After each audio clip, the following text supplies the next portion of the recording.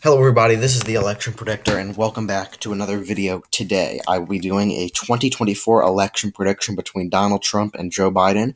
Donald Trump, the former 45th President of the United States of America and essentially the leader of the Republican Party, against Joe Biden, the current and 46th President of the United States of America and head of the Democrat Party.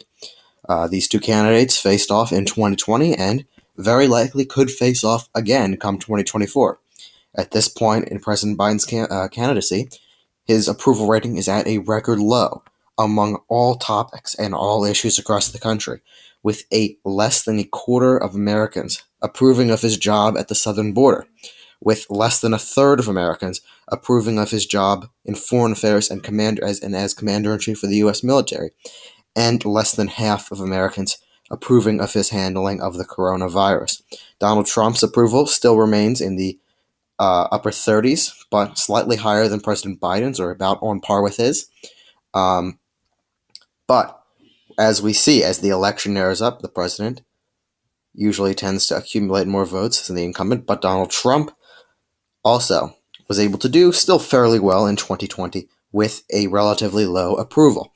Anyway, President Biden is about to sign into law one of his landmark legislations, the bipartisan infrastructure deal, which was passed by the House of Representatives about a week ago, which was essentially bipartisan in approval and bipartisan in disapproval, with 6 Democrats voting against it and 13 Republicans voting for it, and the rest of them voting in their respective columns.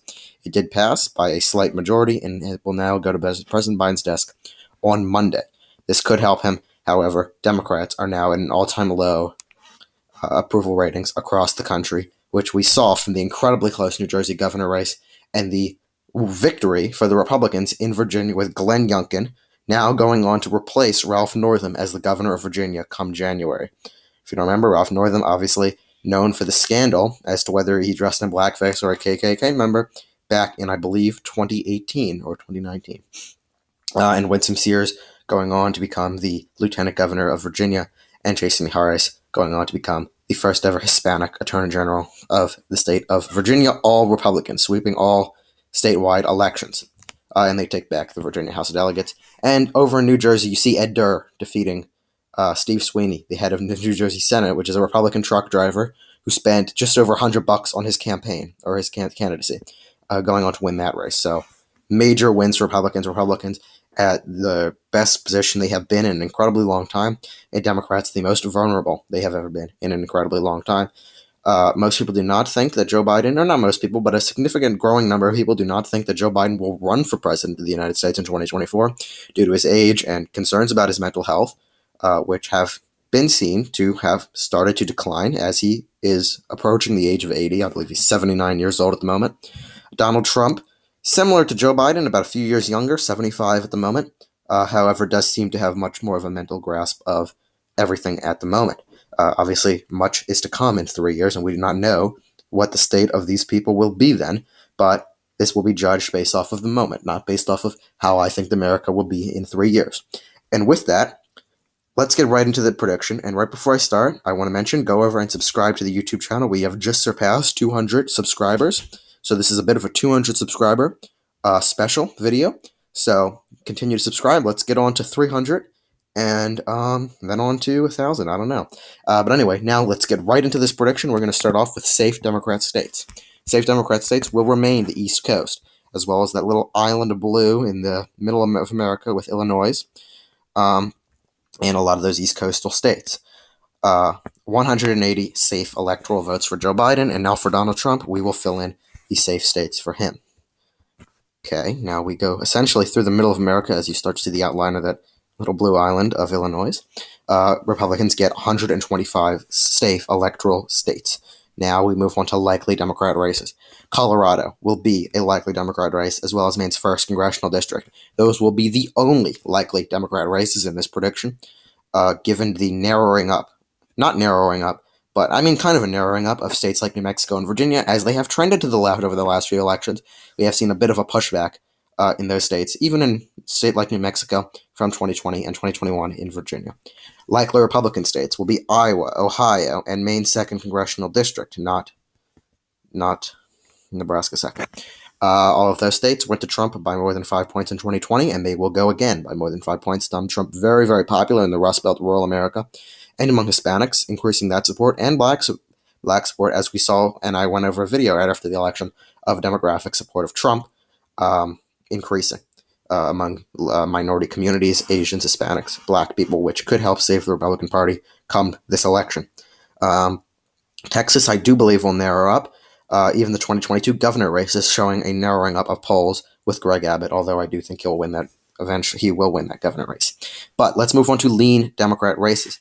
New Mexico, Virginia, Minnesota, and Maine at large will all be lean Democrat races. These will all lean to Joe Biden, not New Hampshire. I do think New Hampshire will actually narrow up significantly come 2024, but these races will continue to remain in the lean category. Minnesota will probably go to Joe Biden by about 3 to 4 points as it shifts to the right. It went to Biden by about 7 points in 2020. Will shift a few points to the right in 2024, and Biden is really the only and best Democrat candidate to have a shot at the Rust Belt, even though Minnesota will be a close race come 2024. Minnesota, Virginia, they are Democrat states, but they have, had a bit of a bounce back in the Republican category, which we have seen over the last year and a half. For lean Republican states, this will include Florida, a big one with increase in Hispanic support. Donald Trump will win the state of Florida by about 3 to 4 points in about the same margin he did in 2020. He'll also win the state of Texas by a lean margin, North Carolina by a lean margin, and Wisconsin by a lean margin.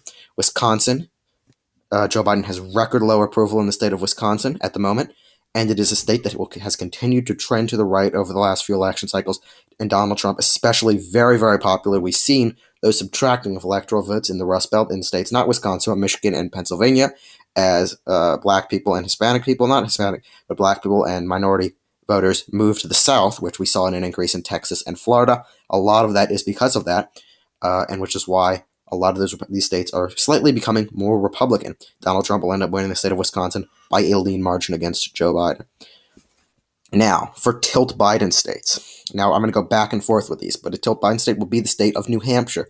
Joe Biden will win that state by a tilt margin, as well as Nebraska's 2nd Congressional District. Small states, Biden a bit more popular in the suburban areas and in the Northeast. So, we have seen that happen. Hillary Clinton still held on to New Hampshire, even though Donald Trump made a lot of those races close, even Minnesota. Hillary Clinton held on to those races, and I see Biden doing the same in 2024, regardless of really how unpopular they are. Nebraska's second, a bit different, but I still think suburban women will slightly go in favor of Biden, although what we saw in Virginia was a bit surprising. I will have to wait for more polls to come out of Nebraska's second, though. Tilt Republican states, let's shift back to them. Pennsylvania will tilt to Donald Trump. Donald Trump will tilt the state of Pennsylvania in his favor. Donald Trump will also tilt the state of Arizona in his favor, meaning that he will defeat Joe Biden and go on to become the 47th president of the United States, 47th and 45th president of the United States, becoming the second man in American history to do this since Grover Cleveland, who was the 21st and 23rd president of the United States. Donald Trump will then assume office in January of 2025 and leave in January of 2029, really saying what a lot of Republicans saying, Donald Trump will come back and finish the job, which is a lot of what hardcore Trump supporters are saying at the moment. I also see Michigan tilting back to the Republicans. Donald Trump will shift that state back to the right in this election cycle after 2016 and after that defeat in 2020 in the state of Michigan.